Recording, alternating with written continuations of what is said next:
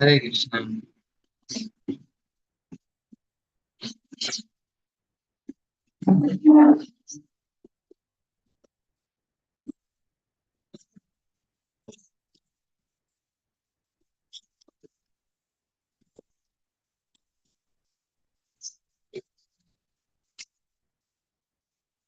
Let's begin.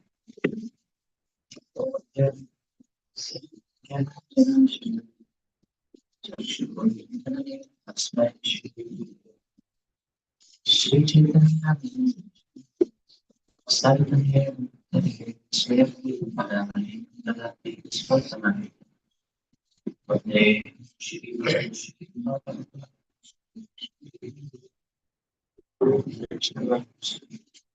Shri Guru Sarvajana Sarvada Navanatam Amsadeva Sarvaikum Sarvadukam Shri Chaitanya Shri Guru Sarvada Shri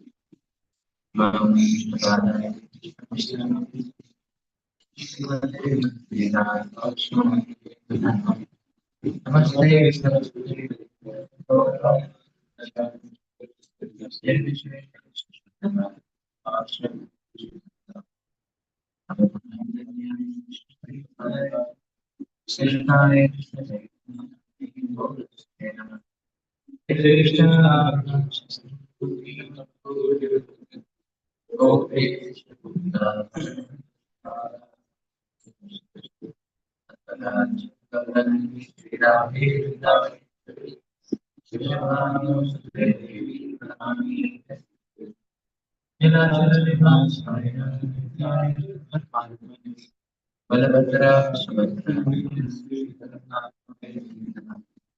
Pancha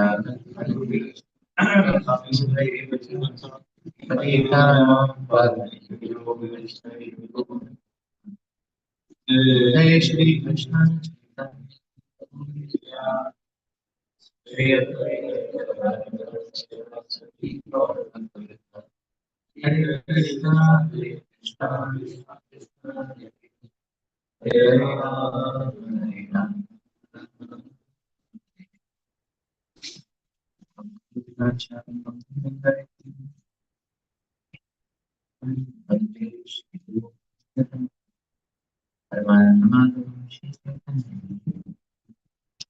Hare Krishna. The reading is the 10th of Srimad-Bhagavatam. I will be reading the 27th, 22nd chapter, which is entitled as The Orbits of the Planets. Movements of the Sun we have completed. And this is the chapter 22, The Orbits of the Planets. And we read up to like 7 in our last class. Today we'll begin the next 8.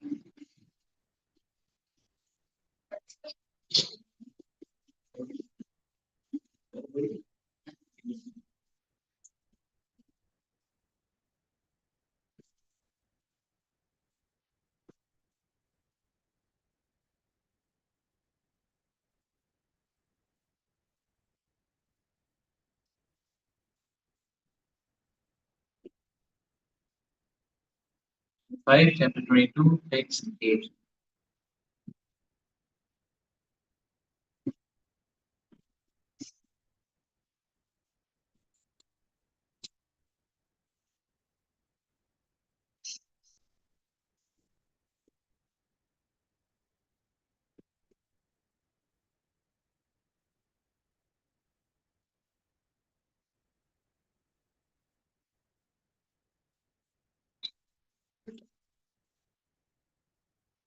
Evam Chandra Arka Sipata Parishkal Lakshayo Janata Upalabhiman Arkasya Samvatsara Aksham Ashukta Shaha Darpa Sapi Direva Pakshamukti Agrachari Tatara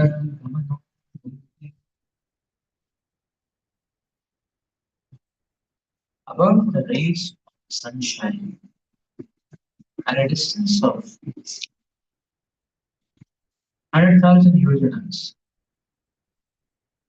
800,000 miles, is the moon,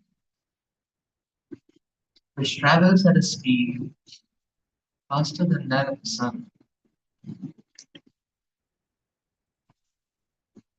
In two lunar fortnights,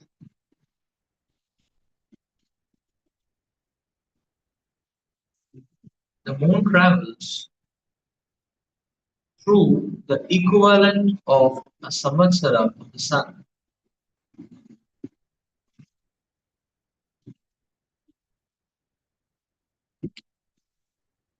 In 2.25 days, it passes through the month of the sun, and in one day, it passes through the fortnight of the sun.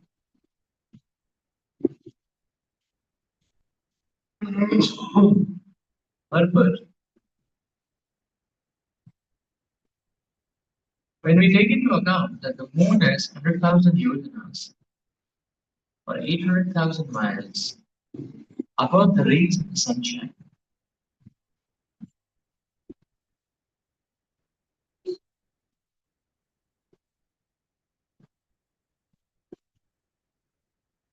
we have seen that in the vertical column, the Bhubhuva Swaha, in between the sun is located. Uh, the midpoint of the Bhubhuva Swaha, the sun is located, so that its rays span the entire Bhubhuva Swaha, Swarga, till Swarga. So above that 100,000 yojanas is the moon. So it is very surprising that the modern excursions of the moon could be possible. Since the moon is so distant, how space vehicles could go there is a doubtful mystery. Modern scientific calculations are subject to one change after another, and therefore they are uncertain.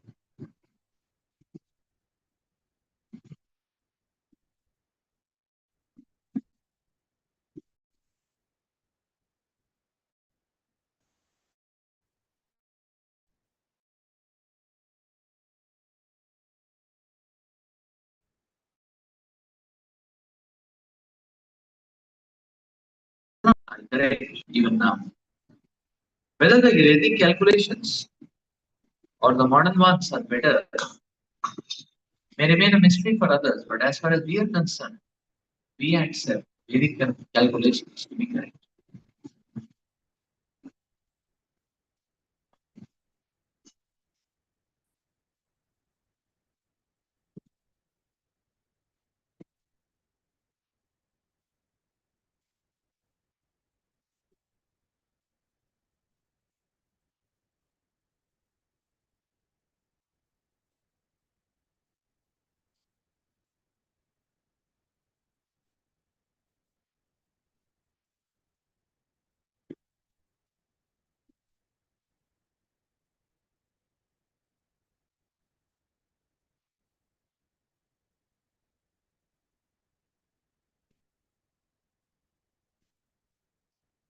Whenever there is a discrepancy,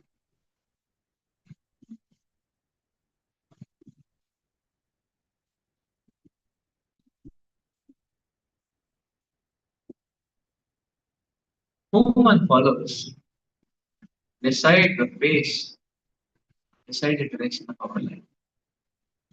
Wherever there is discrepancy, whom we follow, that determines how much faith.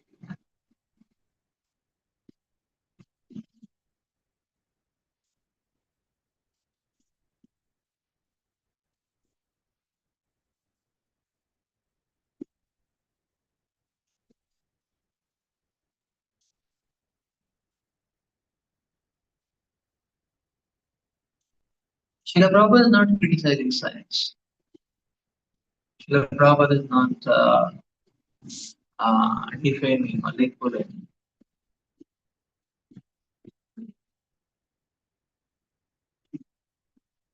Srila Prabhupada is very humbly presenting the subject matter. You see Srila Prabhupada's language, Srila Prabhupada's heart.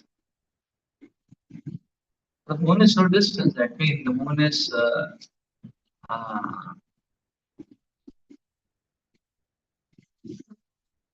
the moon is 100,000 yojanas beyond Swarga. Rays of the sunshine will reach till the end of the Swarga. Beyond that, the moon is 100,000 yojanas, 800,000 miles. So the calculations of how much is Swarga are also there. This is very distinct. And therefore, Prabhu is saying, whether the Krishna or the mystery, the scientific calculations are prone to uncertainty. Daily calculations don't change. He said Vishwan is better and more accurate. Many, it would be fair, maybe. But as far as we are concerned, we take Vedic calculations. That's all I know. We take the Vedic version.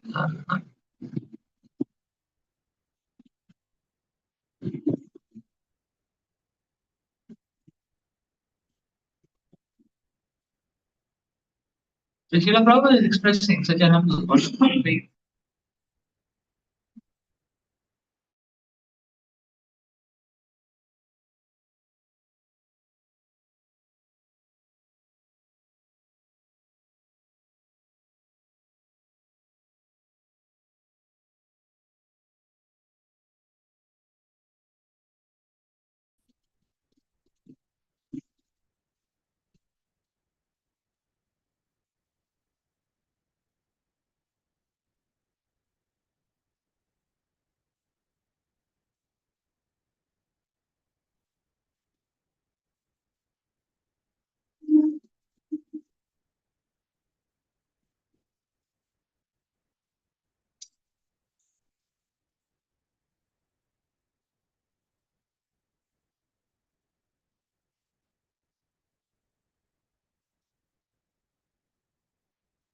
And faith is a precursor to love.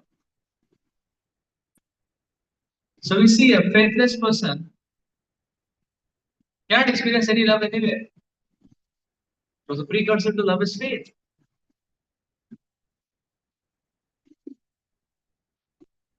Because there is so much of dynamic flux in this world, and there are going to be a lot of ups and downs. So who can steer? One was steer.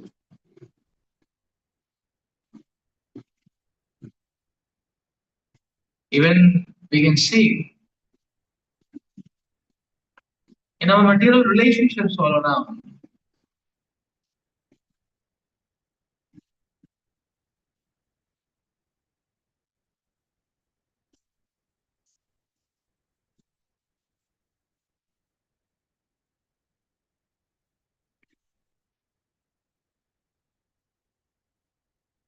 So sometimes relatives, family members, friends behave very nicely. Sometimes they don't behave very nicely. Sometimes there may be different moods, ups or down, down, down. But who can tolerate? Who can tolerate? So we say, okay, a person who is having no, a person who has love, that okay, these are my loved ones, they love me, huh? So they love me is a faith, is it not? Right. So I don't care the person may be having a difficult time, maybe a pressurizing situation that the person is handling.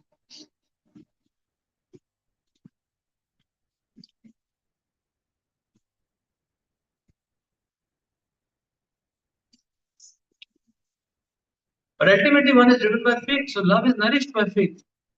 So trust comes by faith. And on trust develops love. So faithless person is a miserable fellow. One has to have faith. Even in modern day research, we see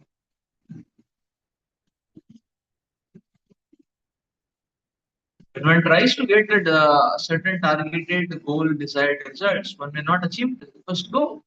But one has faith. I have thought about it.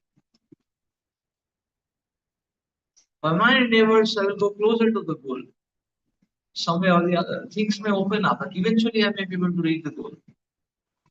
And driven by that, although the results may be coming topsy-turvy here, there, things may not be working out.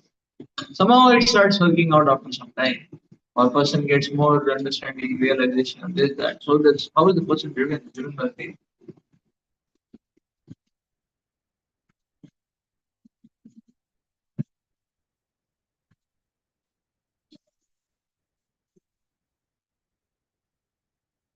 Every successful man or woman is also driven by faith. Yes. Are also driven by faith. That faith, because person has to go through a lot of ups and downs. And when the person is down, things are not working. The person still is driving. No, I need to continue carrying forward my drive. So it is faith which leads us, which gives us advancement in any direction. Wherever we place faith, we advance in that direction. And that's what Prabhupada saying. As far as we are concerned, Vedic conclusions are good enough for us.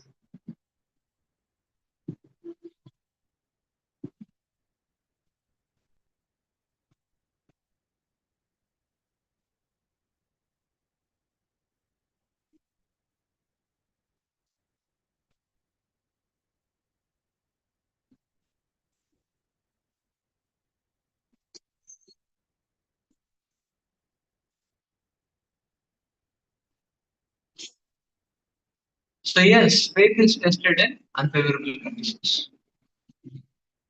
When there is a discrepancy, then where do we drive? That decides where our roots are. That's the point. Therefore, a devotee of the Lord, even in times of reversal, the devotee does not leave the shelter of Krishna. That's faith. Why? Because the devotee wants to go towards Krishna. And therefore, one has to keep the pointer of one's faith towards the Supreme Lord. If you want to go away from Krishna, then one can place faith in the material energy. Then one will go towards material energy. So faith is a direction vector actually. The directionality vector is faith. Where you put faith, we advance in that direction.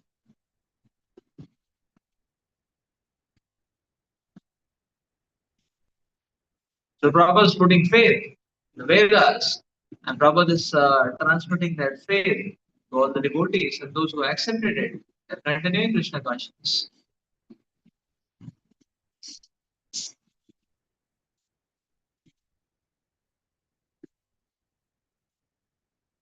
Despite the misery of mystery, whether man has landed or not. Like that.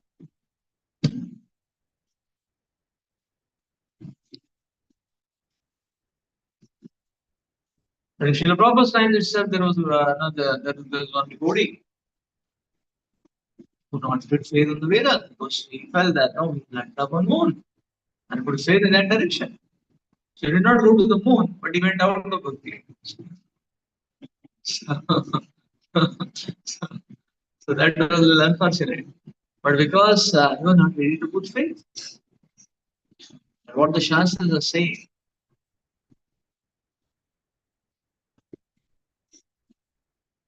we are dealing with facts which can be verified if we have powers and potencies like Shuddhanathamani. Then we can go and see for ourselves. 100,000 yojanas above, no? We can go and see for ourselves. No?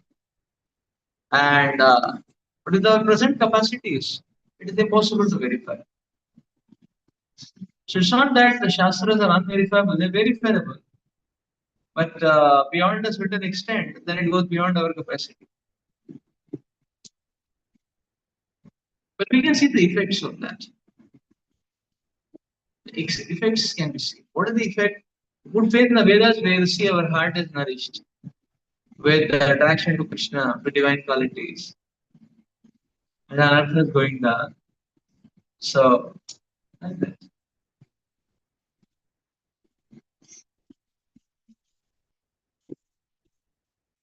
By the effect also we can judge that okay, whether the conclusion, whether the decision of planting or placing faith was right or wrong. Just like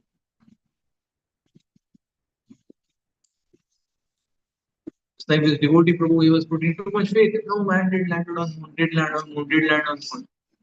So he gave up the association of devotees. And then what? Did he become a very noble man? No. So that's how we can understand. So it's not the issue of the moon, it's the issue of whether we accept Vedas or not. And this barometer marks the difference between divine and demoniac.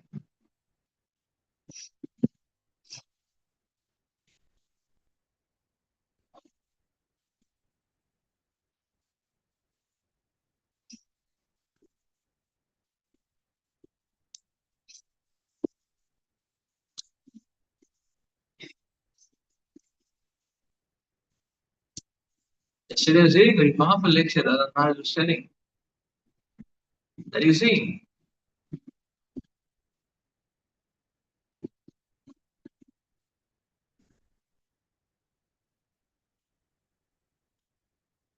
the Satya Yuga, the demons and the demigods, they used to stay in different planets. On the morning lecture, it was there. Anyways, the demons. In Treta Yuga, they used to stay in different countries.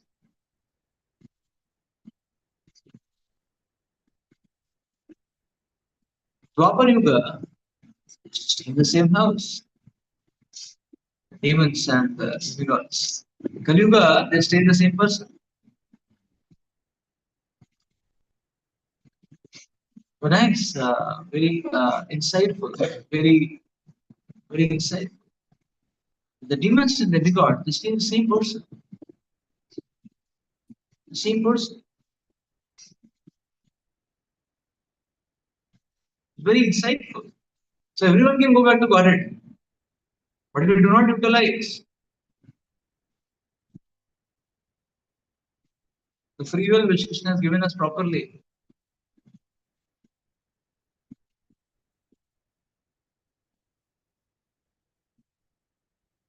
then there is no limit to what anyone can do.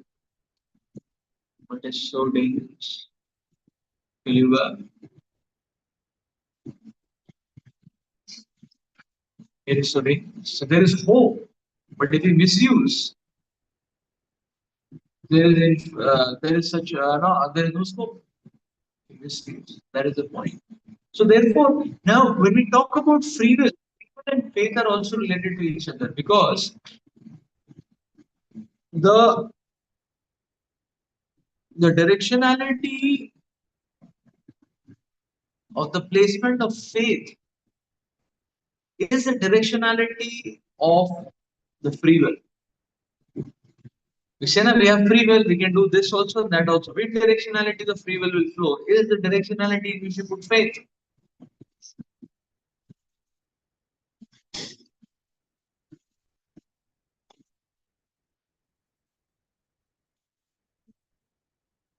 So faith is a tool which offers direction. Faith is not a commodity. Oh, I don't have much faith. That's a wrong. Uh, it conveys a wrong meaning. Faith is not a commodity. Faith is a tool. So I don't have faith doesn't mean any sense. I don't have faith when people say, then what they are saying essentially is that I don't want to put faith in this thing. That's what it means. When people say, okay, I don't have faith in this. That means I don't want to put faith in this. Because faith is not a commodity, faith is a tool which imparts direction. Faith is related to the usage of free will. This direction, that way. When we place faith, we go in that direction. It's all about.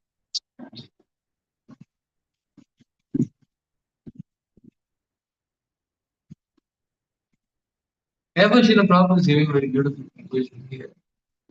As a beautiful lesson. So things may be ups and downs. The ups and downs in our understanding will come.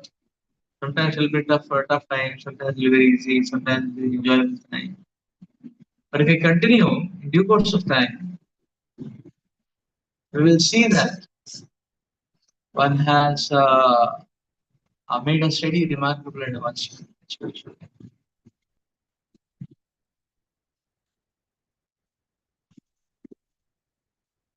So one has to go beyond the discrepancies. One has to continue beyond the discrepancies.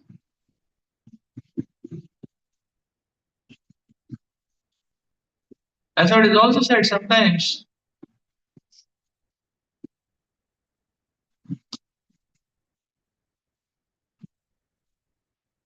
The choice of Krishna consciousness, whether the right decision or wrong decision, may be evident. Sometimes, there is immediately some positive results. Then there is some trying situation. And one is still wondering, am I taking right step, wrong step, right step? So there is some trying situations. One is wondering. So, but one goes on, investing, putting faith in time. The time reveals everything.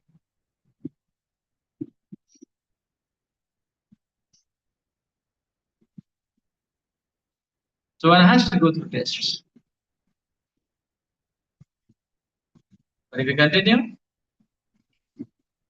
immense spiritual advancement can be realized.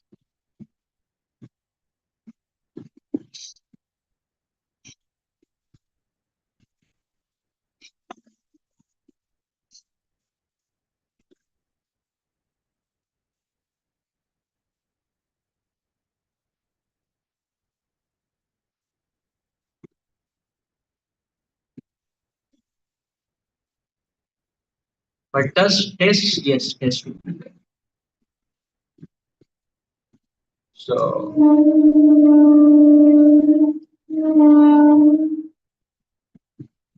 tests will be there.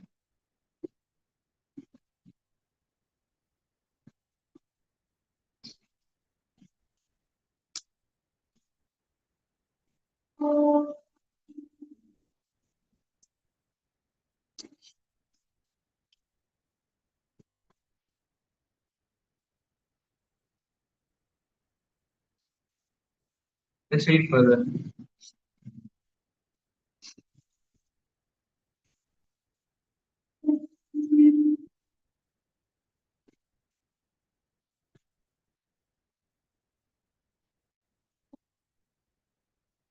Atacha Puryamana Krisha Kanami Amaranam Shiyamana Chakalami Vitrana Ahoratrani Purva Pakshapara Pakshabhya Vidananaha Sarvajiva Nivas Pranajiva Chaitame Nakshatrana Tripata. When the moon is waxing, the illuminating portions of it increase daily,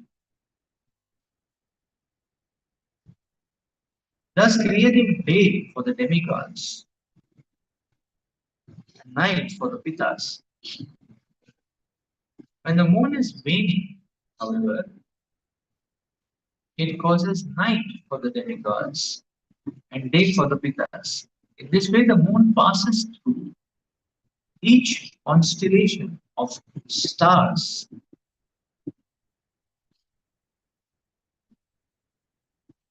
in 30 muhurtas. That means an entire day. The moon is a source of nectarian coolness that influences the growth of food grains, and therefore the moon god is considered the life of all the living beings. He is consequently called Jiva, the chief living being for the universe.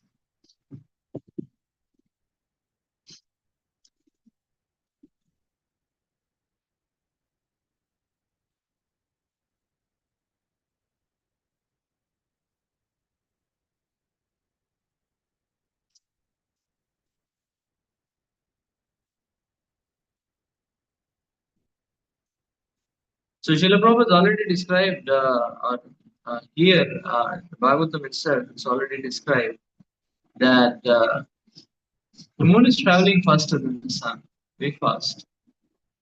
Within 1 month, it's covering the whole Samvatsara.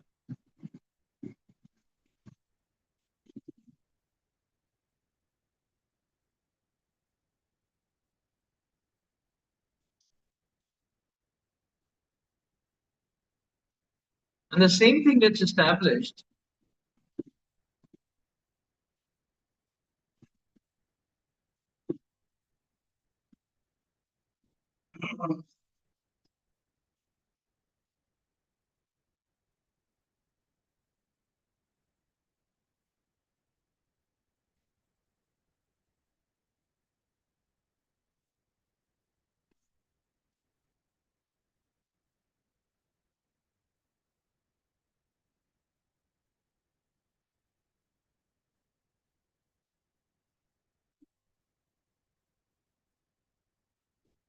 Yeah, so this fact is substantiated because previously we read that one constellation of stars spans 2.5 months.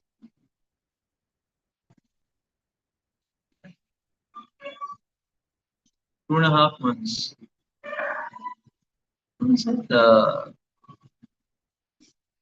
Or 1 month, 2.5 constellations, something like that. No? 1 month, 2.5 constellations. I think it was like that. 1 month, 2.5 constellations. Huh? Samvatsara. Samvatsara is 12 months, but it has many zodiac constellations. So 1 month, I think 2.5 constellations are over. Zodiac.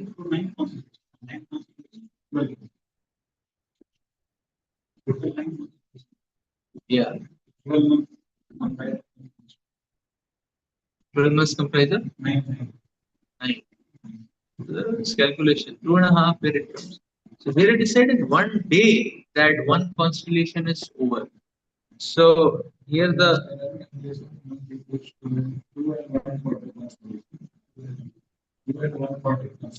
in 1 month.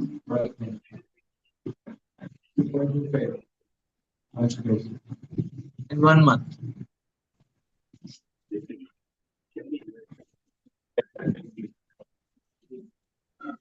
So 1 month, 2.5 or 2.25 constellation.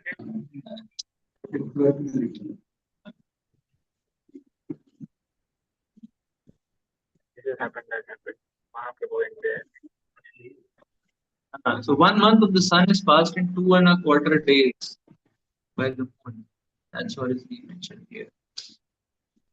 That's the ratio of the moon.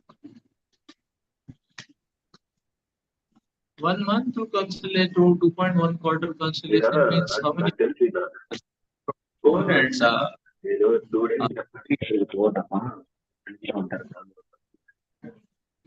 27 constellations. Okay. And according to that calculation, the 27 constellations.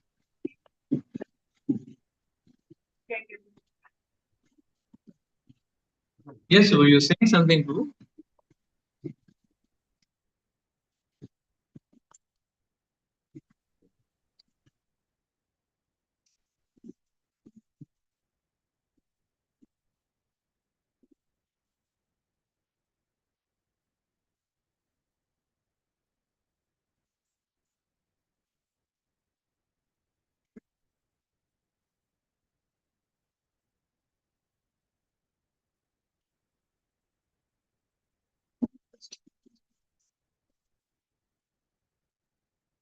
Okay, let's read further then. य एष षोडशकाल पुरुषोत्तमः मनोमयो अनामयो अमृतमयो देवपितरमक्षाभूतम् पशु पक्षी विरुद्धां प्रणाप्ययना शीघ्र सर्वमया इति वर्णयन्ति. Because the moon is full of all potentialities, it represents the influence of the Supreme Personality of God. The moon is the predominating deity of everyone's mind.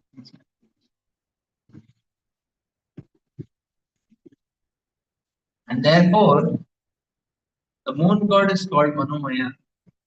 He is also called Annamaya because he gives the potency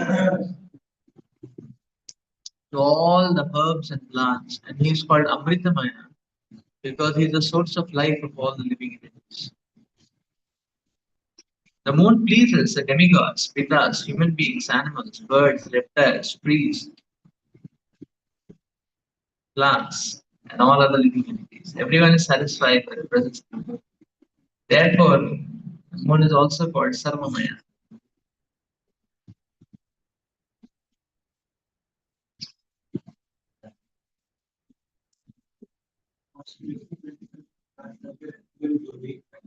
And 12 zodiac signs. Para 27 constellations, 2 and 1/4 in a month. In a month, 2 and 1/4. So the moon is passing through one constellation in a day. So 27 in 30 days, not 28 days, it covers 27 constellations. 30 more of the 1 day. 1 day. So so each constellation. So lunar month being uh, it is 28 days, so then it was 27 constellations in 20 years. So it's almost like that. But this is very interesting here.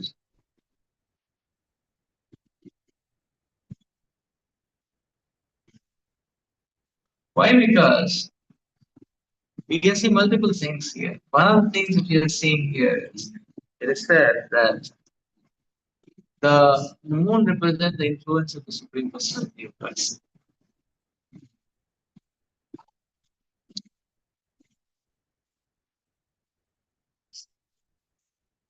The moon is very soothing, it's very cooling. The moon is being glorified as Manomaya, the predominating deity of the mind. Annamaya, because it supplies rasa, all the herbs, all the herbs and vegetables right based on the moon. And it's also called as Sarvamaya, because all pleasing to everyone.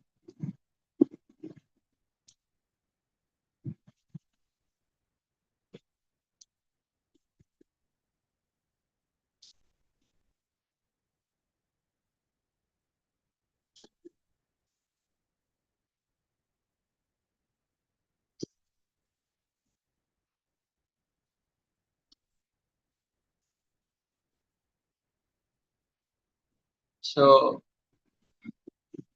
this is uh, now it is said that the so actually we can understand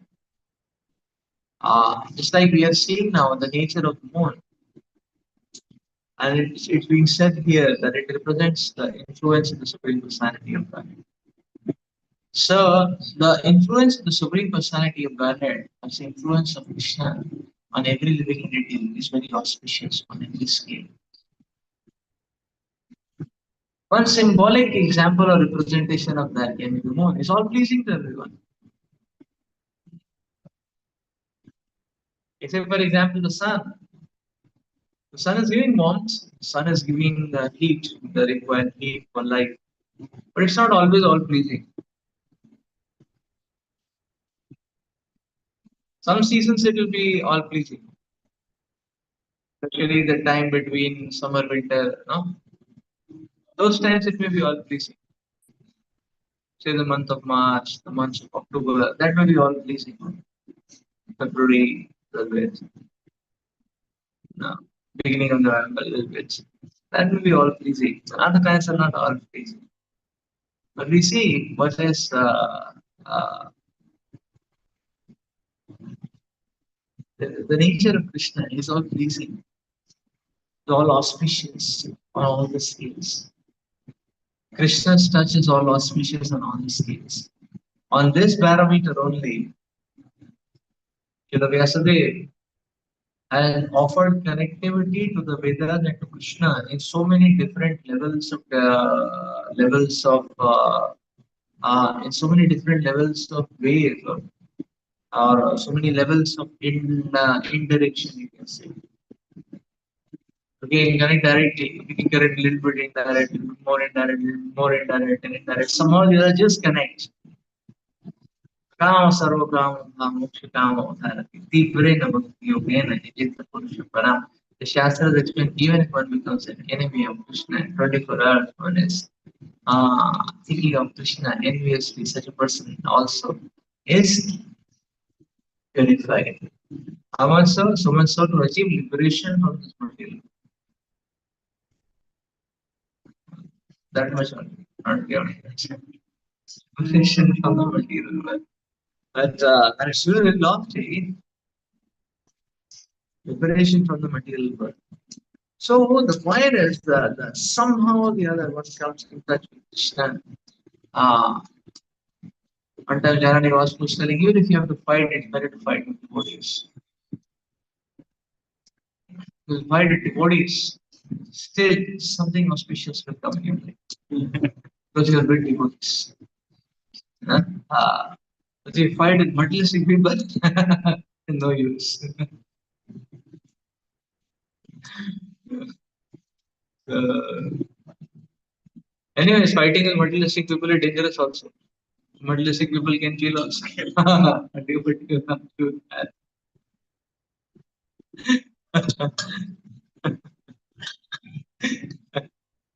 Devotee will not do that.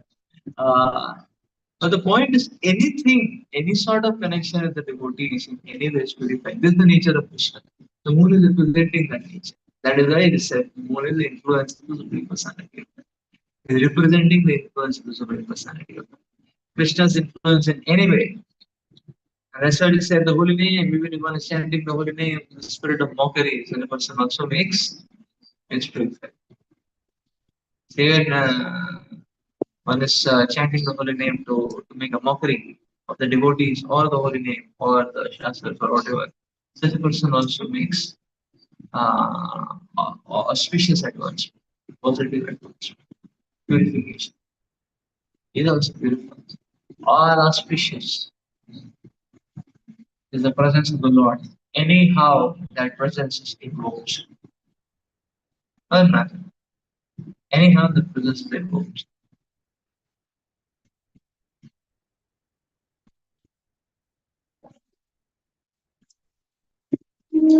So this is to say that okay, even for those people who invoke the presence of the Lord in negative way, still they get benefit. When I invoke the presence of the Lord, I connected and recommended with the acharyas, how much Krishna will bless us. You can just imagine.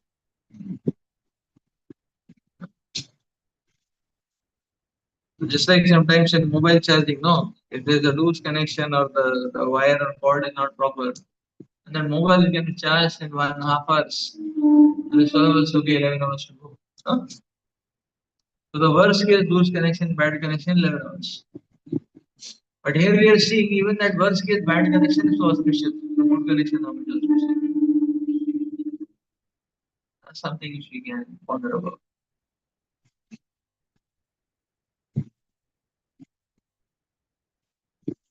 Another interesting observation which you can see, geographically also, we see, we are going towards Krishna, no? From a geographical sense. No? Then you see the amount of auspicious power is increasing. And we're going away from Krishna, auspicious power decreasing. In that sense, more and more auspicious than the sun, in that sense. Again, we are able to understand. Why? Because it's more closer to Krishna. So we're going toward Brahmaloka after that is Krishna. Huh? We're going towards Krishna, the auspicious power is increasing, is it not? Now, whereas we go further down, Bhuvasvarga, further down, Bhumandala, the sun is auspicious. The sun is antiseptic, huh? Anti-prophylactic and antiseptic and all those kind of things. When we go further down, the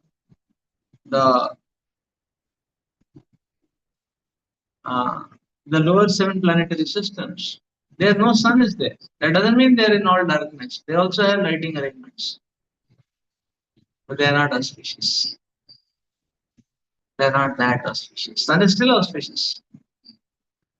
As soon as the sun comes, immediately Tamguna is the eradicated. early morning hours is Satuguna. It goes to passion as it goes for the sun, the period of the sun. But as soon as the sun sets, immediately there is Tamaguna, which takes over. So we see the presence of the sun is auspicious to some extent. Moon is very, very auspicious. But if you go to the lower planets, the auspicious power is very less. Although the lighting will be there, but not auspicious. So we see the more we go towards Krishna, auspiciousness and power, more auspicious power is seen. Like that.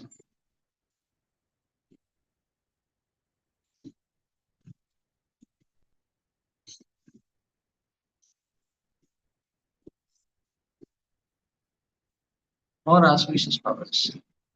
Very beautiful, very amazing.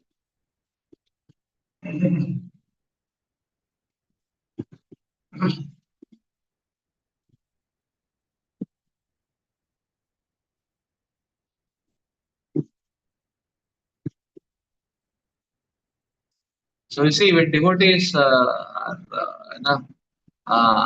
say initially devotees are progressive, then sometimes they are able to do things and accomplish things. But they are like sun type of managers. No?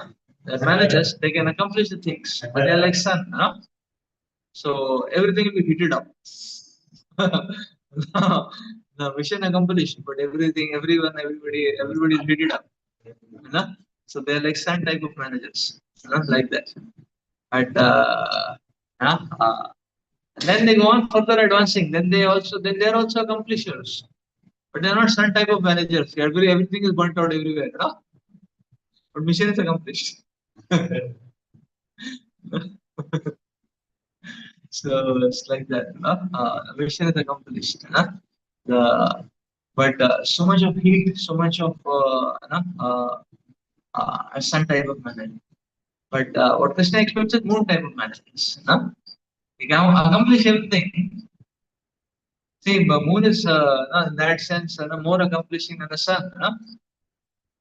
Because 1 month the moon is at least 12 times more effective than the sun. So 1 month is doing the entire samvatsara, all the zodiacs. Good much. Very fast is moving, and it's cooling. It's cooling. So one should be moon type of planet, not the sun. The actually like the moon, more cooling. So as you can see, moon type of planet, but that requires spiritual substance. So we'll see. Sadhana, Krishna Katha is like that, very soothing, very cooling. To do service, no sadhana, no Krishna Katha, no Bhagavatam. Then what will happen? To do the service, you'll be chanting. As a result, what will happen? A lot of heat will be there inside. A lot of heat will come. But along with service, to do sadhana, you'll be in ecstasy, very cooling. So the cooling agent is sadhana. To do solid morning program, you read here Srila Prabhupada books, Bhagavad Gita, Bhagavatam, you'll feel very cool. Even if it is a very taxing service, one will feel very cool and ecstatic.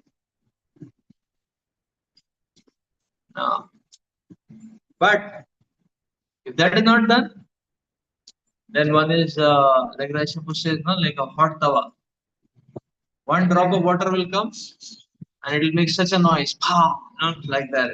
It's a very loud noise. You've seen hot tawa, you put one drop of water out, uh, so it just explodes. It's a loud sound. And devotee also become like that. No sadhana, very hot. Very hot. One drop of water, immediately explodes.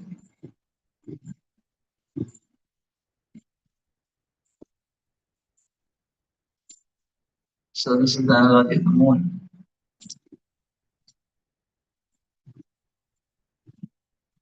Sarvamaya.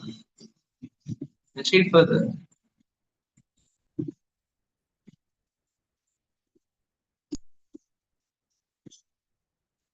तदुपरिष्टा विलक्ष्य योजनतो नक्षत्राणि मेरुम् दक्षिणेनैव कालयः ईश्वर योजितानि सहवीस्तः विंस्तिः.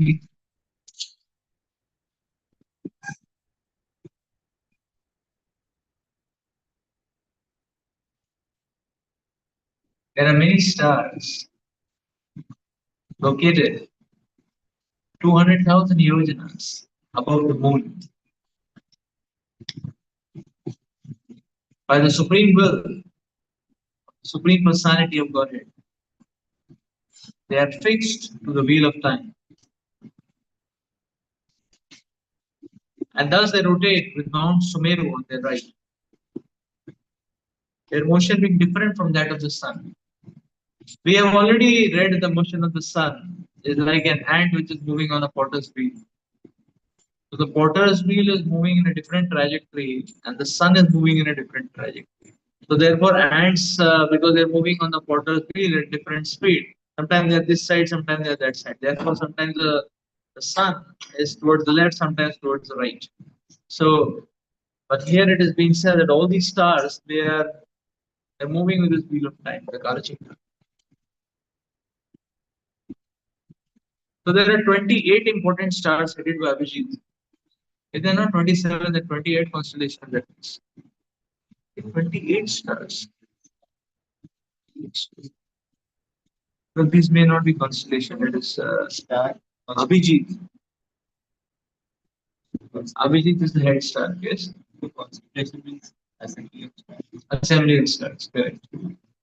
The 28 important stars. But then we heard there are 27 constellations. 27. Let's explore the difference between them.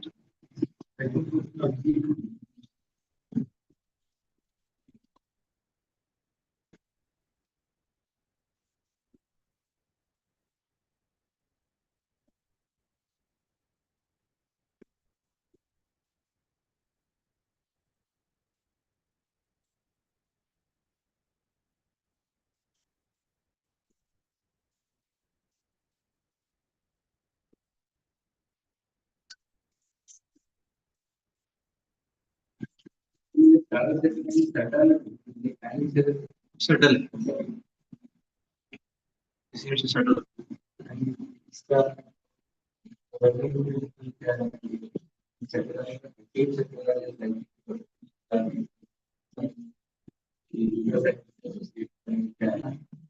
Actually, Bhagavatam it is explained fourth canto that this whole universe is moving.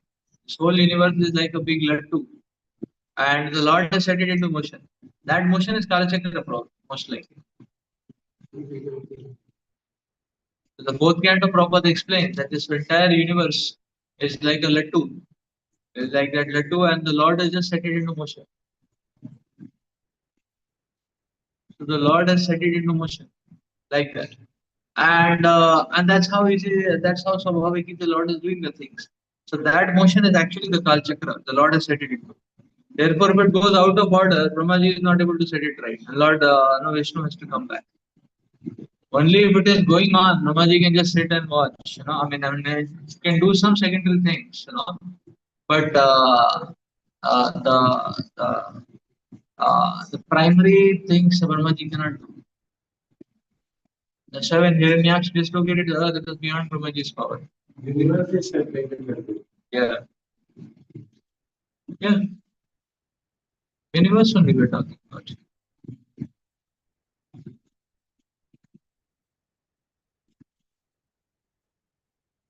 It's like a top.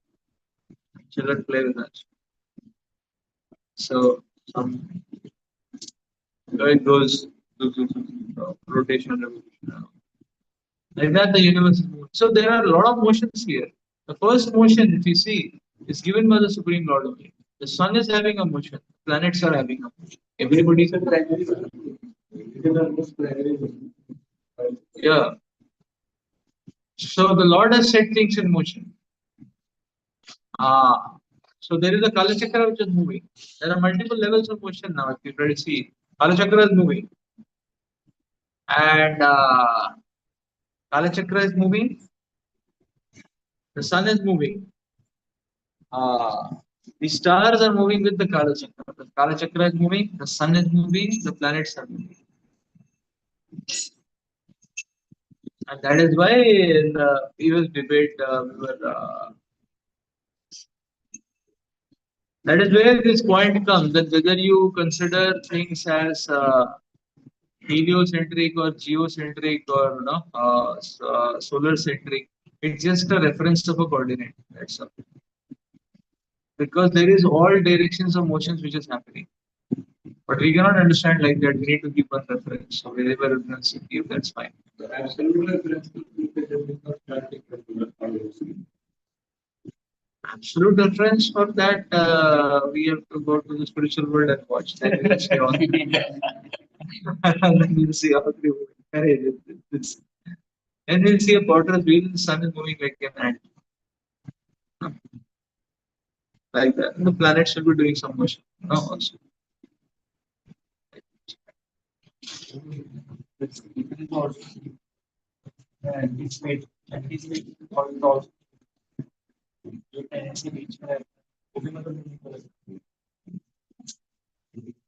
Empty space. Empty space. Kala Chakra is moving, na?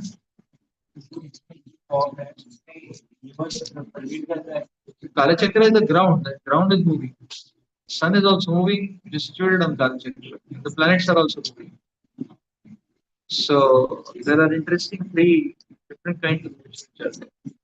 So what is empty space? Nothing. Kala Chakra is the basis. Huh? Otherwise, what do you mean by empty space? Huh?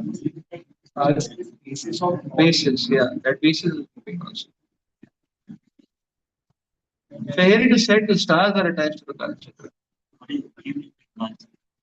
Kala Chakra is being explained as the wheel of time. Time goes in a straight line, doing loops.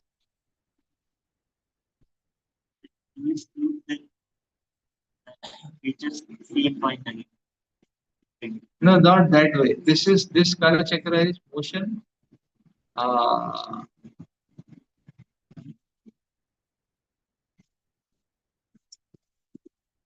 This motion of Kala Chakra is it is not that okay, people are moving from their birth to their death. No?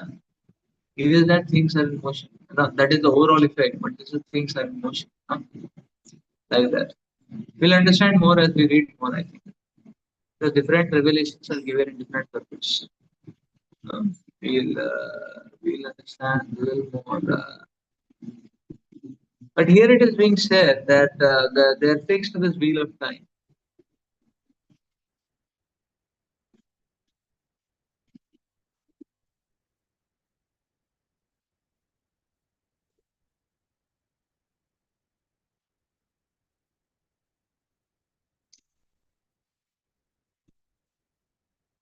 So in that sense, we can see Kal Chakra also does rotation, revolution, everything. Huh?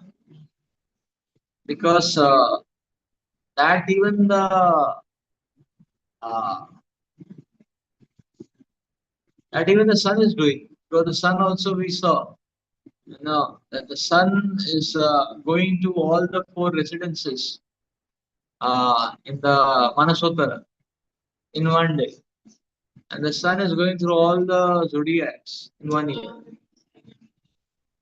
Yeah, in 1 year.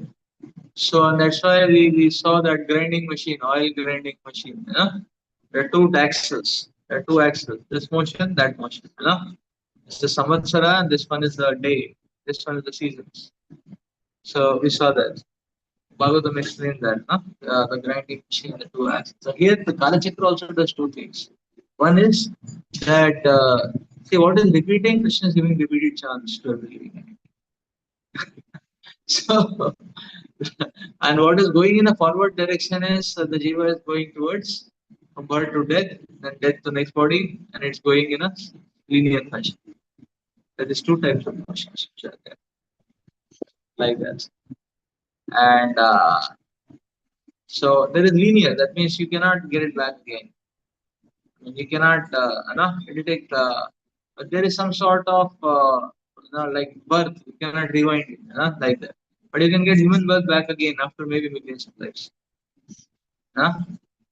Huh? It will not be the same as this one. It will be another opportunity in the human form. Krishna will give chance after chance. That is what is cyclic. But what is moving in a linear direction is the time that we are going from uh, Janma to Mrityu and Mrityu to the next Janma based on our desires. We cannot rewind it. So there are both these aspects. What is mentioned here is the repetition that these stars are moving. That is also moving at a speed, and the sun is moving in a different. So sun is sometimes right side, sometimes sun is left side. That's why the sun is seen. The sun is seen sometimes this side, sometimes seen that side. Because the speed of the sun and the speed are not they are not in sync. They're different. So therefore the sun is like an ant on a potter's wheel. Sometimes seen this side, sometimes that side. But the sun is moving. So so this is the interesting aspect is being mentioned here. The entire cultural belief of sun is established in the field of the sun gods carry. This belief got as the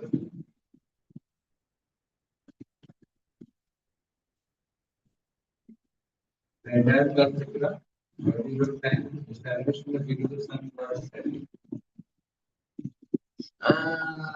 This belief got no, we read that. There are two different things. Where are you reading? You're reading which words?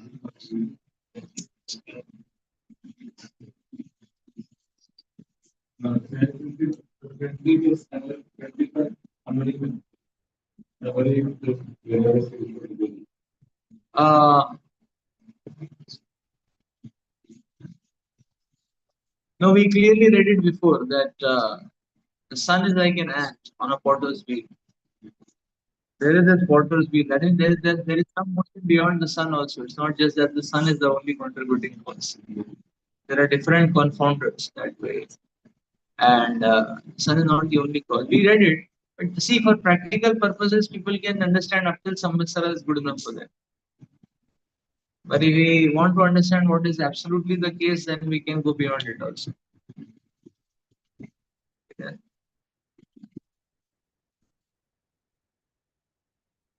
Okay, let's read further. We'll get to know more about the stars as we go further.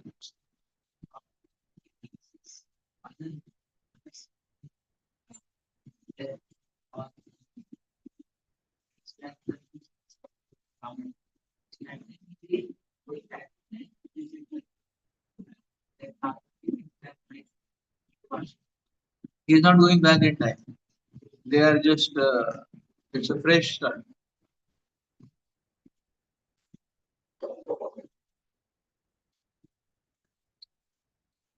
The soul is brought back and given the same body.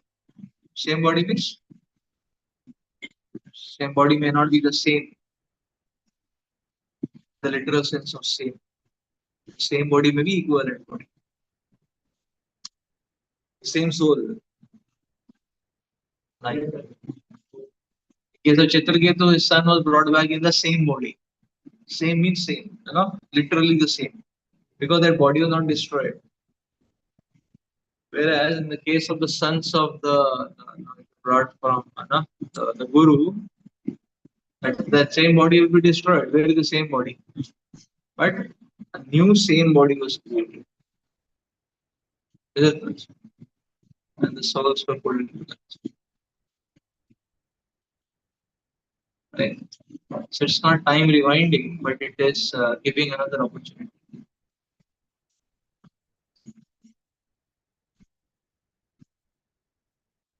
So that's why there is no need of time machine. Because Krishna keeps giving opportunity after opportunity. What will he do going back? Because Krishna will give an opportunity to rectify right now, right here, like that.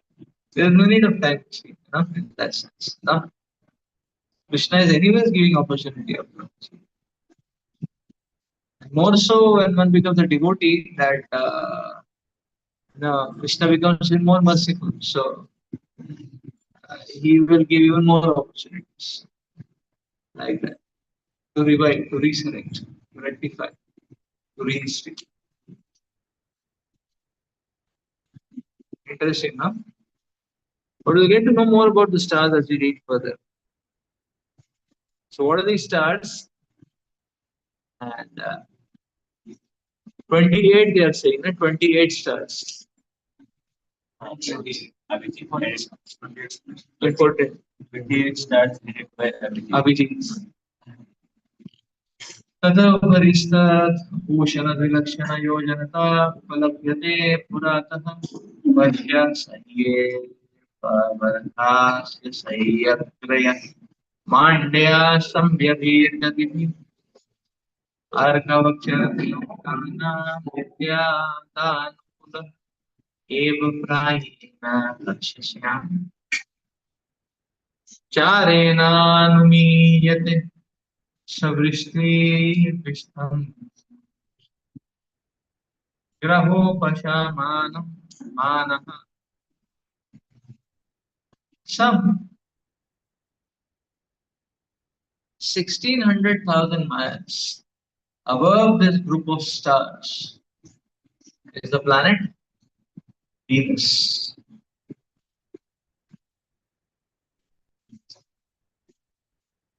Which moves at almost exactly the same pace as the sun, according to swift, slow, and moderate movements. Sometimes Venus moves behind the sun, sometimes in front of the sun, and sometimes along it. Venus nullifies the influence of the planets that are obstacles to rainfall. Consequently, its presence causes rainfall, and it is therefore considered very favorable for all the living entities within the universe. This has been accepted by other scholars.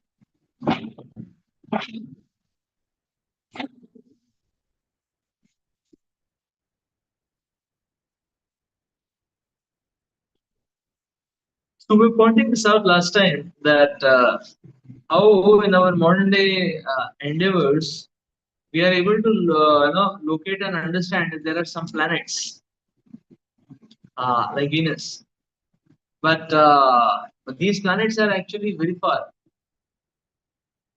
Because here it is being explained, it's they are very very far. But we are not able to understand the planetary systems. That's quite interesting, you know.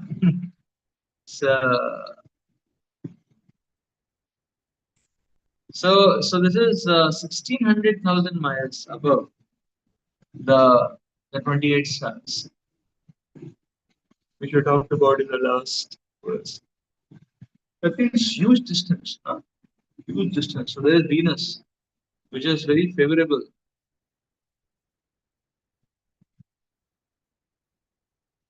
Ushana Shabudho Vyakhyata Tata Paristar Vilakshya Yojanato Buddha Somasutam Upalabhyamana Prayena Shubhakrit Yadargad Vyati Riched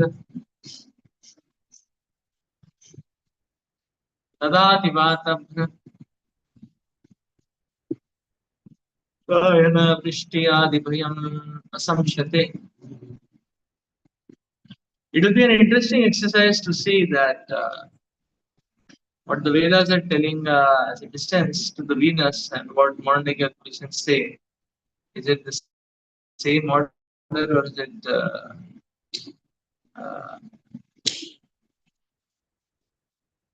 so that just to understand where do the modern day scientific endeavors have reached. Not to validate the Vedas. The Vedas remain.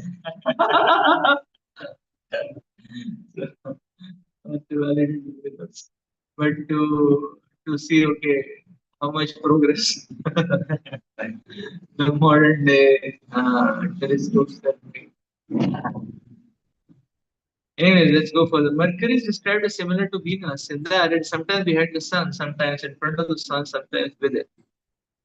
It is 1600,000 miles above Venus.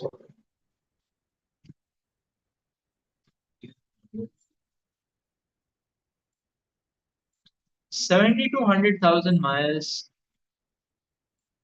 7.2 million miles above the Earth. They're saying 48 million. They're saying 48 million. Yes. They're saying 72 million. Earth and Mercury. Ah, Yeah. They're saying 48 million. This is 7.2 million. They're saying 48 million. Okay.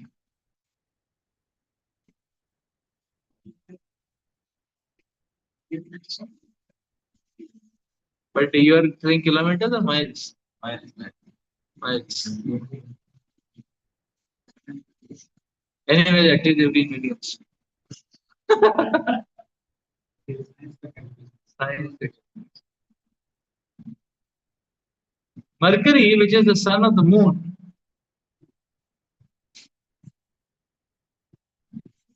is almost always very auspicious for the inhabitants of the universe. But when it does not move along the sun, it forebodes cyclones, dust, irregular rainfall, and waterless clouds. In this way, it creates fearful conditions due to inadequate or excessive rainfall. Mercury does.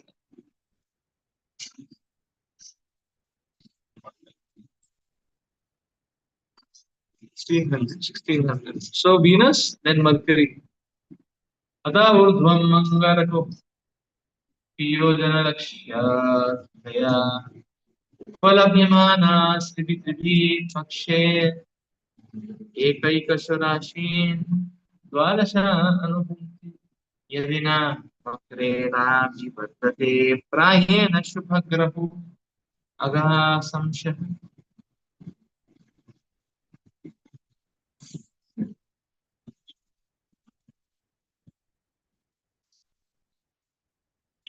Situated 1600,000 miles above Mercury or 8800,000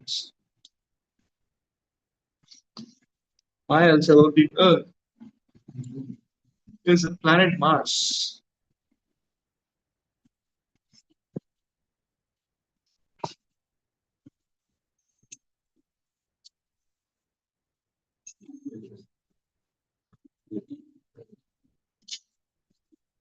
If this planet does not travel in a crooked way,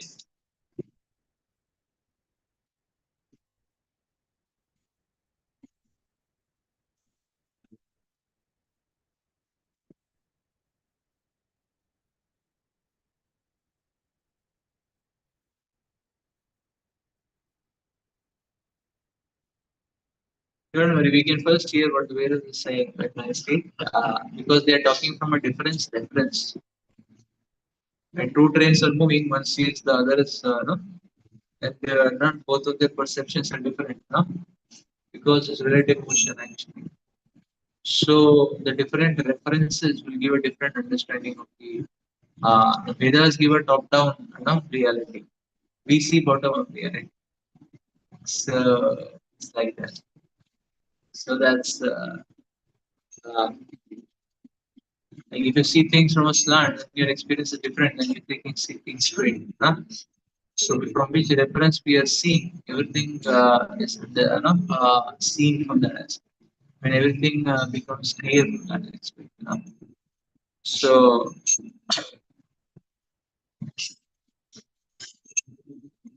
so now I'm saying that 8.8 million miles above the Earth is Mars. If this planet does not travel in a crooked way, it crosses through each sign of the zodiac in 3/4 times. And in this way, it travels through all 12 one after another. It almost always creates unfavorable conditions in respect to rainfall and influences. Interestingly, whatever is favorable, unfavorable is all being demonstrated or is all being explained in terms of only some material influences. Is it?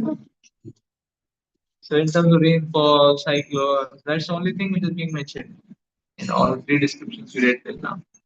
Venus, Mercury, Mars.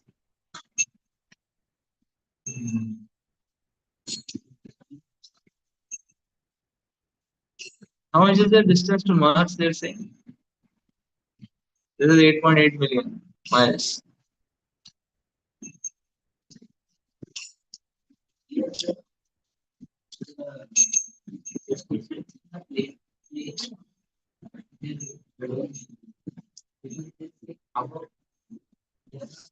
Yeah, correct. What you're saying is correct.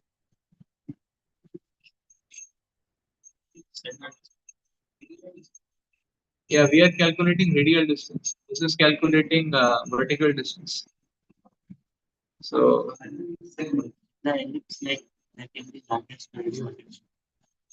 yeah, that's true. But that is all radial. This is vertical.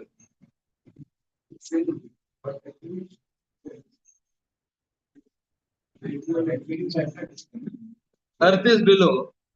Earth is Bhumandala. Mandala is below. Sun is up here. So this being calculated is this distance.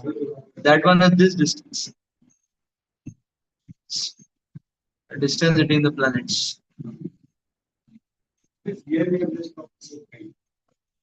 Here is the height being done, vertical distance being done. That seems a good point. That seems a good point.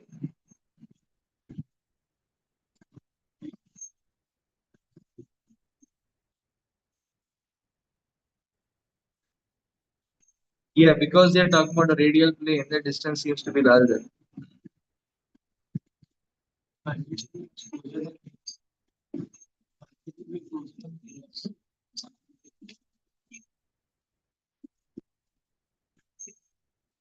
Right?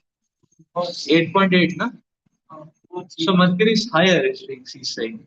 Swarga, above Swarga, so Mercury is higher. Na? We are talking about another distance, another plane. So you understand horizontal distance, vertical distance. We are talking about horizontal distance. Much closer to our sun.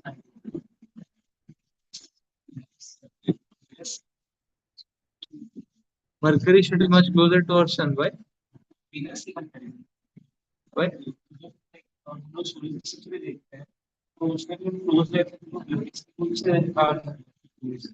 तो vertical distance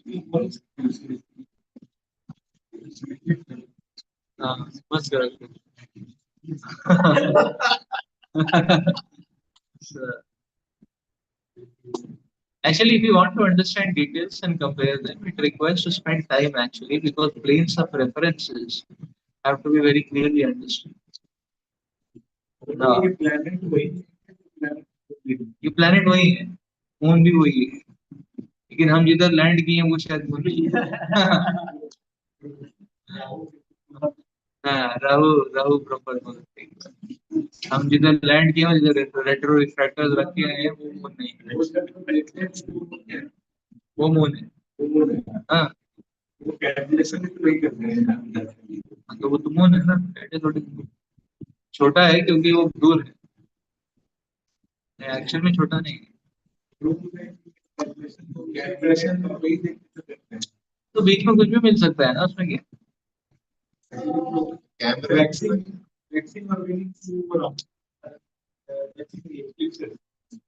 eclipses होते हैं राहु केतु के अलग कारण, तो that is fine.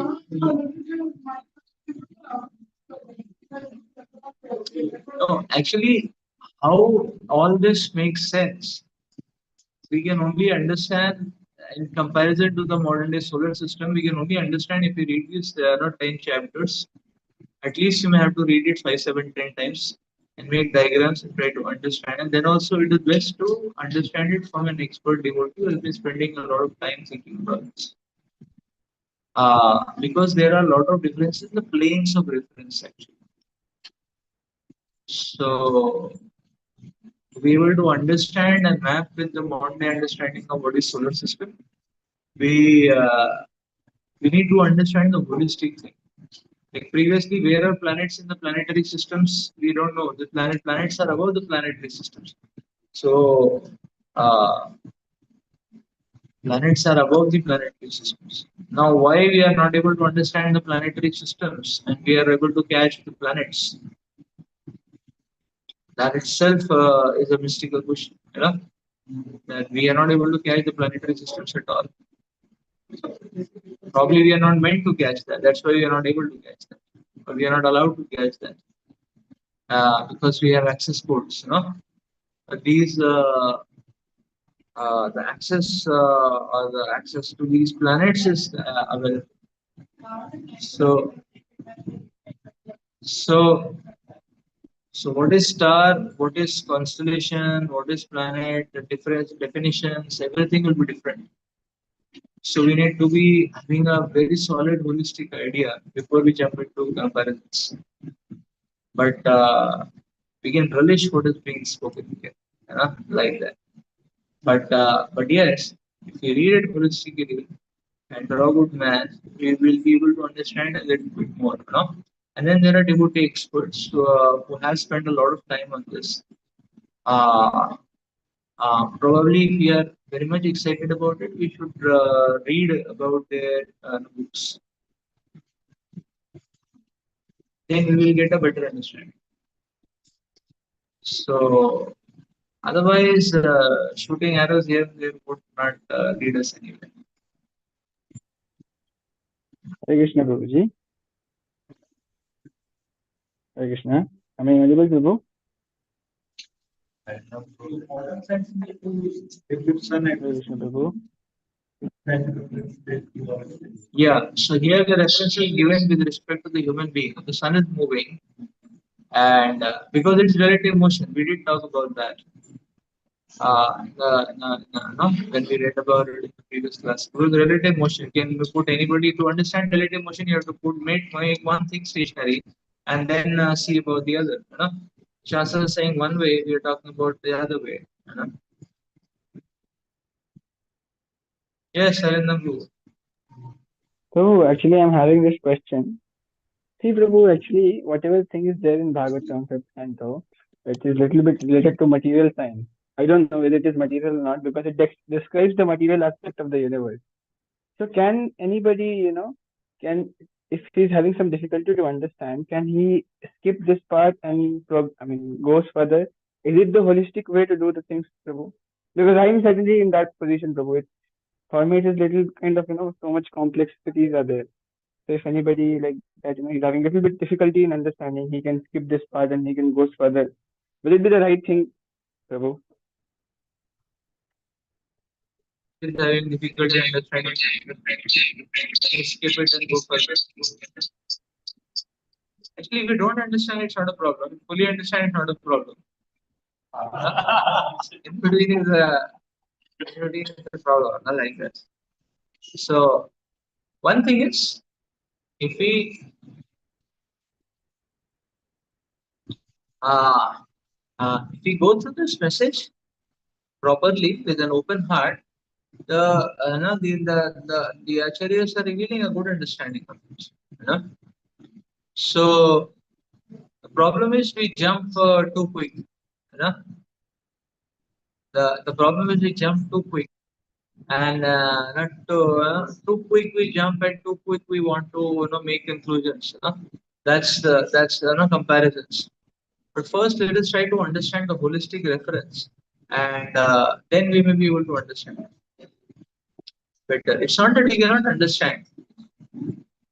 The understanding is there because the Vedic model explains everything: seasons, days, the moving of the day, the zodiac, everything is explained. In fact, the Vedic model is so accurate; it is able to predict one's future life and what happens to one's life also. You know? So the Vedic model is very accurate because on the basis of this astrology calculations only, the various aspects of our so it is accurate. The proof is there. The whole astrology is a proof how one's future life destiny is being predicted.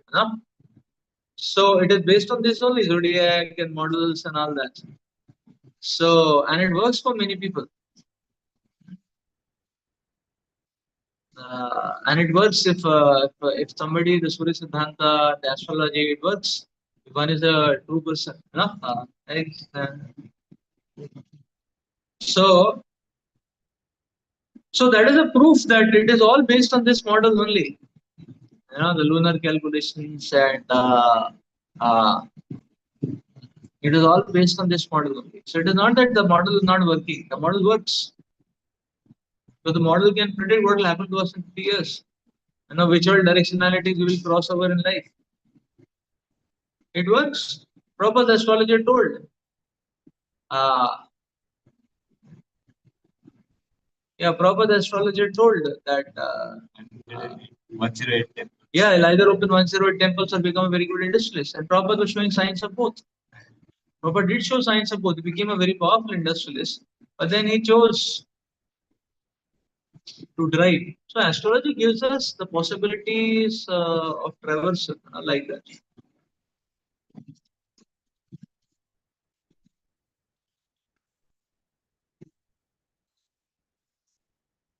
So astrology works.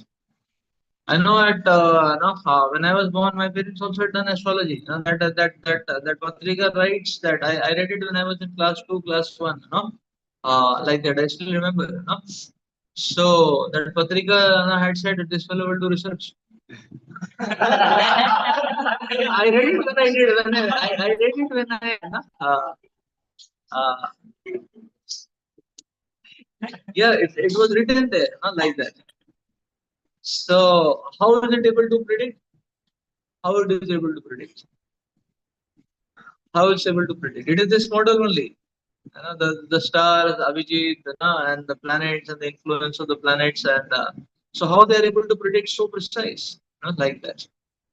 So uh,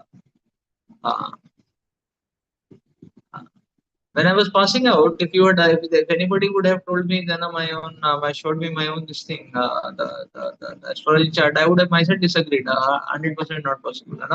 I'm not doing any research. I'm just working on and doing a lot of preaching on the happy like that. But how? So these calculations, the model is precise. But the point is, when we have to understand. See, when we have to, there are two different things: understanding the model and understanding the efficacy of the model. If you want to understand the efficacy of the cosmology model of Bhagavatam, then we have to understand its effect. The Bhagavatam model explains the days and nights, explains the seasons, the change of the seasons. It is explaining uh, uh, various insights. It is explaining that there are various causal factors which lead to fine tastes in vegetables and fruits and so on. So that can go into understanding the efficacy of the model. Astrology is another proof of the efficacy of the Vedic model of cosmology. So understanding the efficacy of the model is a completely different thing than understanding the model. So you want to understand the model, then we have to understand its effects.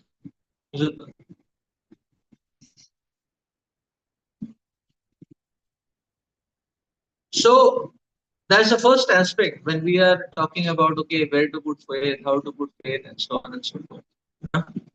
So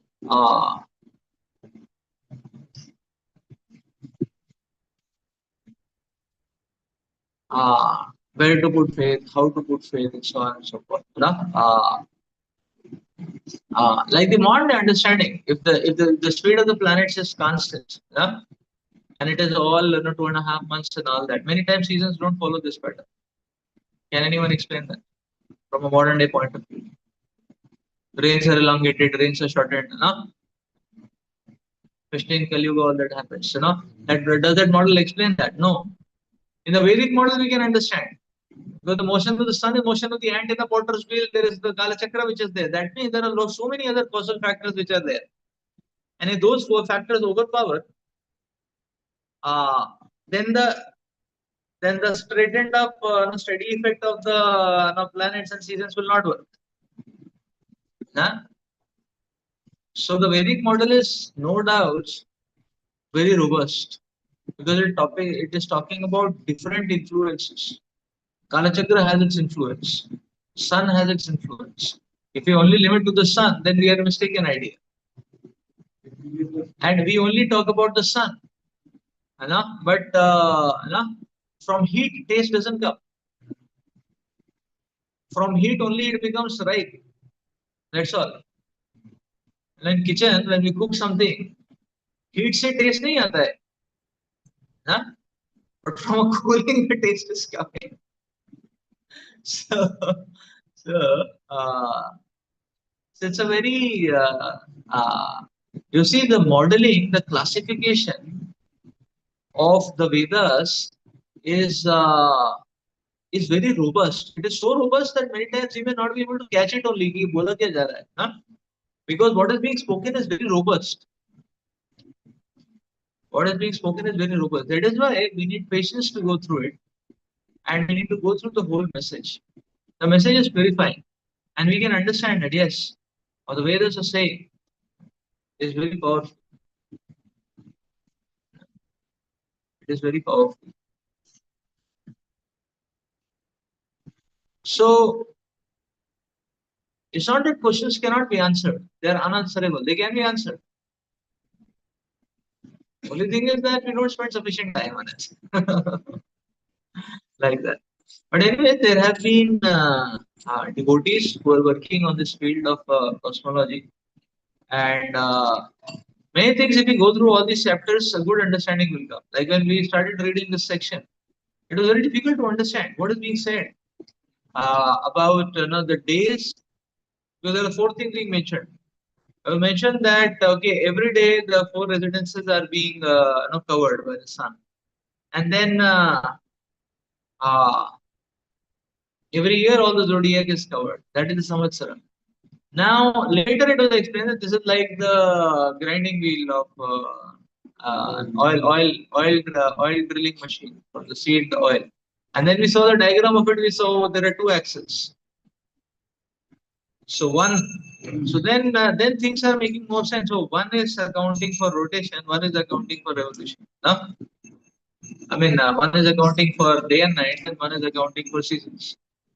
So this model explains the change of seasons. This model explains our destiny also. The solar system model doesn't explain our destiny. Can the solar system model not tell me when I am in a class third child that I will do research in life? Can a solar system model tell like that? And Prabhupada is born, this model of this modeling is telling that okay, he can either open 100 temples or he can become world class industrialist. Prabhupada did become national level industrialist at least, at least state level industrialist, if you want to say that way. And then after that, he left the trajectory and took the other path. So he became world acharya, making 100 temples, like that. So the model works. Now, this is all about when we want to compare the efficacy of the model. Then we have to see it from that perspective. The second thing is when you want to understand the model, then we have to first hear about, then there needs to be a little more broad heart, open up heart. Because we are understanding, when you want to understand the model, that okay, what it is composed of, then we should put every component in place and then see it working and then compare it with another previous alternative model or something like that. But when we are understanding a model, then it's not a healthy thing to jump out of it into another alternative model. Because every model will have its own universe. Let's first understand that universe. And therefore, they say no science is built without actions. There are things which you have to accept. When you keep on accepting, and have faith, when the whole thing completes, then you'll be able to make sense of it. Like that. That's the point. So therefore, nothing to get frightened about it. It is purifying. Different aspects of Bhagavatam are purifying in their own way. Like that.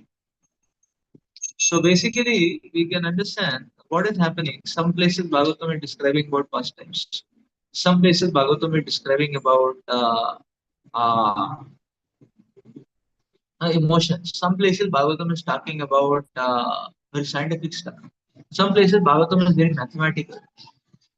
Now, some places Bhagavatam is speaking history. Some places it looks like a Janapatri. Uh, so why it is? Because two things. One thing is uh, there are various aspects of our identity and personality.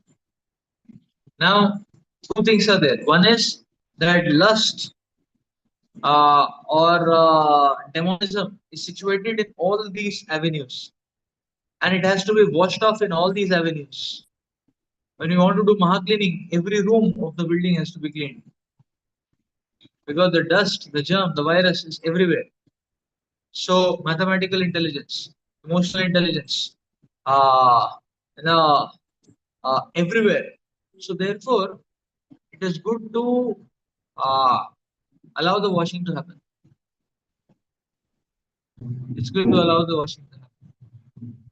Secondly, we are also multi-dimensional personality. Any dimension which is not offered to Krishna becomes a potential source of a disease, an infection. That is the point. So if you only say no, why can't I just chant Hare Krishna Prabhu? You know? Why do I have to read all this? You know?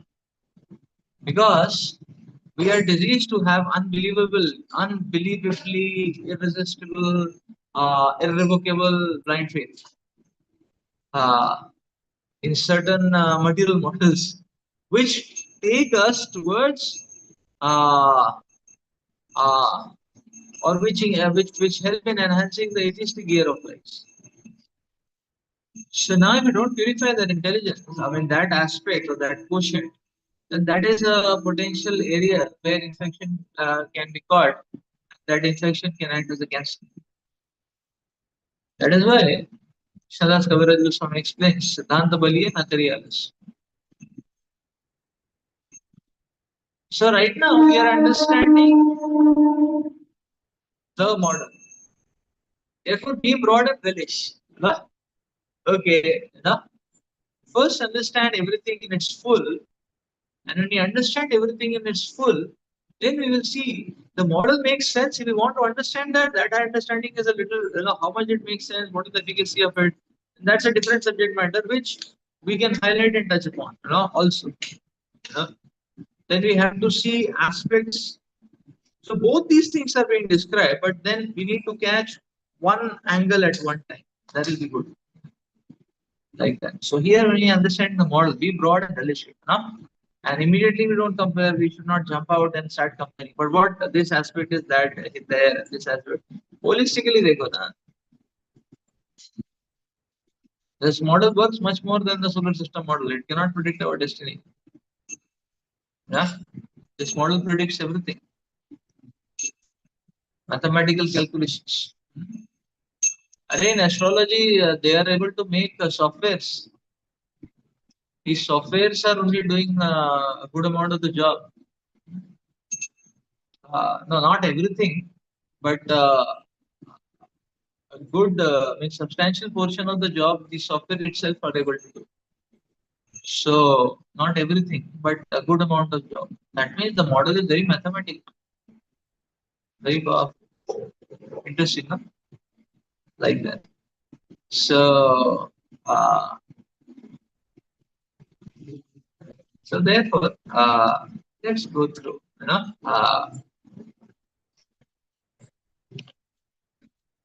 and anyways, we are seeing that as we are reading, things are making more sense.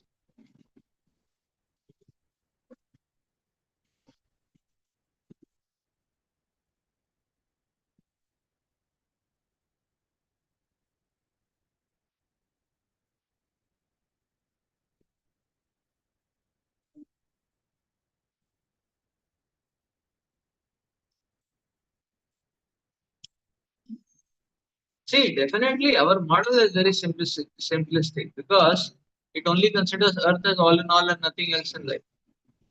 This model is considering the whole universe. No? This model is considering the entire universe, and therefore we need to see another dimension that where we are in the universe. No? I mean, that is why we are talking about a vertical dimension and a horizontal dimension. You know, okay, distance from the sun is the horizontal dimension, but the sun is here. The universe expands much more. You know? The sun is only in between Bhu Bhuva Swaha, you know? Mid distance. That's it, vertically. So, therefore, you see, we have to understand these aspects when the distances are being talked about. And when we are comparing distances, then also you have to understand these aspects. It's very simple. Like, for example, when we compare that distance here, saying is 72 million miles, and here it is 7.2 million miles, no, 48 million miles. This is 7.8 million miles. So, what is this? No, that's fine, you know, because this is vertical distance. No? No? If you make a slant like this, then obviously that distance will be more, no? This is not like that. So it's x component, y component being talked about. So therefore, actually, we need to first aspect. Okay, what are the dimensions this model is talking about? No? Now, the notion of Kalachakra is introduced. But we are waiting for more details about Kalachakra to be explained. No? Like that. Previously, the planets were not there. Now the planets are there. Yeah? Planetary systems are there. The planets are above the planetary systems. That's interesting to see. No? No, whether the planets are above the planetary systems or not, that I don't know, because the distances of Maharloka we have not yet read. No? But at least they are above Swarga. The planets are above Swargaloka. At least that much we know from the reading right now. Where is Maharloka, Janaloka? Those distances are also there. I think they are much beyond. I think they are much beyond. They are much beyond these uh, planets. Maharloka, Janaloka, Brahmaloka. Yeah? They are much beyond. Because we see in the map of the universe, the lower planetary systems are very much packed up. As it goes higher, the distance also increases. The vertical distance increases a lot. So on the drawing of the universe, we can see that universe is one drawing, like that. That devotees must have drawn from this only Bhagavatam's holistic description. Hmm? Bhagavatam's holistic discussion, like that. So let's understand the model first. I give you some points to understand the efficacy of the model. The efficacy of the model. So uh, uh, some pointers to understand the efficacy of the model. But let's try to understand now what is this Vedic model, what it is being talked about, what are the components of it, like that. Then we have everything in place, then the machinery will work. Very nice. Then after that we can make comparisons. That will make more sense. Like uh, that'll make more sense.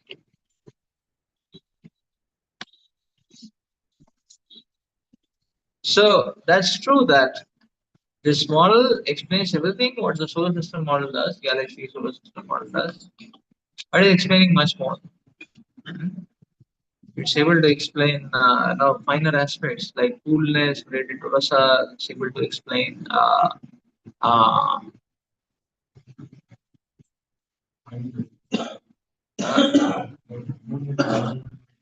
influences on the mind.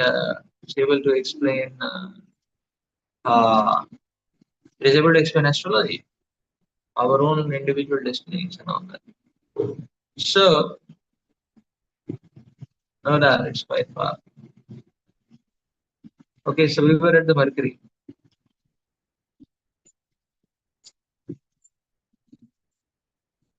Okay, so in lieu of time, I think we'll stop here. We'll continue again our next class.